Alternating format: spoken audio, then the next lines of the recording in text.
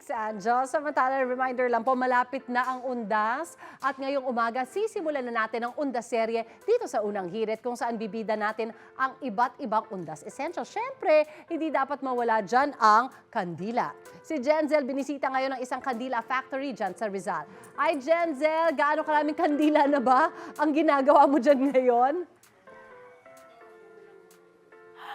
Naku, Miss Suzy, napakarami ng kandila ang naitulong ko dito. Ayan, sinisimulan ko dito sa dipping na yan. At kung makikita niyo, Miss Suzy, dito sa likod ko, ha, sobrang busy na ng mga tao dito.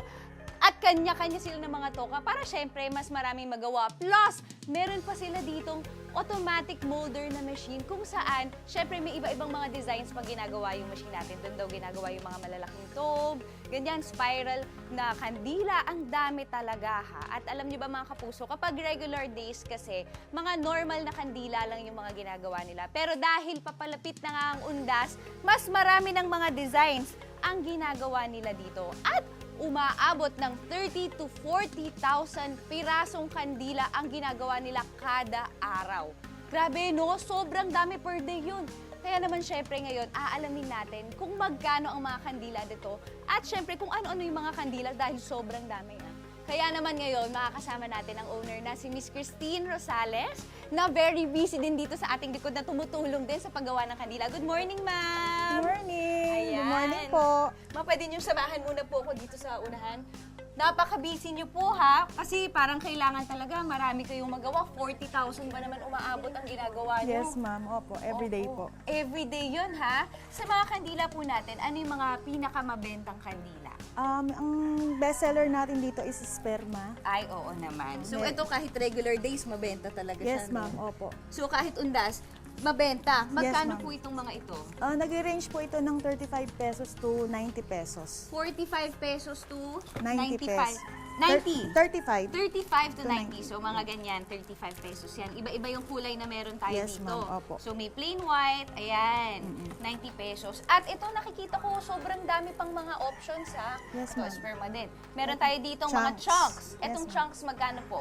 Nag-range po ito ng 75 to 120 pesos. 75 to 120 pesos. Ayan, okay, may mga chunks tayo dito. Itong mga candled glasses natin. Yes, ma'am. Ito po, 70 Glass pesos. candles pala. Ayan, Yes. oh.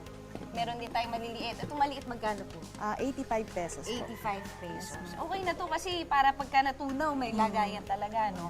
Etong mga malalaki po nating ito, Nasa 120 po. 120 pesos. Iba-iba yung kulay niya. Etong mga tube natin. Tama, ito pa ito. Yes Tama. po. Ayan. Ayan ang Tom Candle natin. Nasa 220 pesos. 220 pesos. Dalawa na. Yes, dalawa na O, po. di ba? Ayan. So, may Ito. iba-iba pa tayong mga designs. Petals, ma'am. Okay, itong mga petals na ito, grabe, nakita ko kung paano ginagawa ni nanay kanina. Medyo mahirap siya, ha? Pero kay nanay, gaano kabilis nyo na lang po ginagawa ang isang petal candle na katulad nito?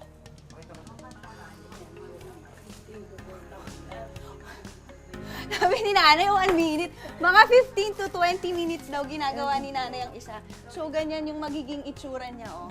Yung process ng paggawa ng ating petal candle, iniisa-isa talaga niya. Mukha lang siyang madali sa video pero hindi po, no, Miss Christine. Parang mahirap siyang gawin kasi Yes, ma'am. isa-isahin mo talaga yung mga petals. Opo. So, yung mga ganitong itsura na ito yung magiging ending niya, mga kapuso. Anong itsura? Magkano po ang ganito?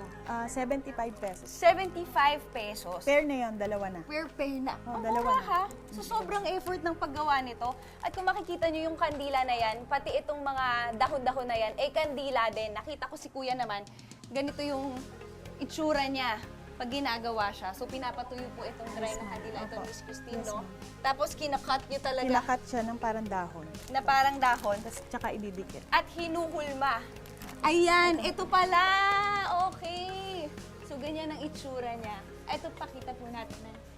Ayan. So, ito, isa sa mga dahon. Ayan. Pwede po, paano nilalagay yan? Parap. Ayan, parap. Parap po, Okay. Naku, sobrang daming options talaga dito. At mabibilib ka kung paano nila ginagawa to. Naku, marami pang mga kandilang available dito. Kaya naman, for more updates sa parating na Undas, tutok lang kayo dito sa inyong pambansang morning show kung saan laging una ka. Unang Hirit! Ayun, ang daming options, oh. May pa-dragon pa tayo.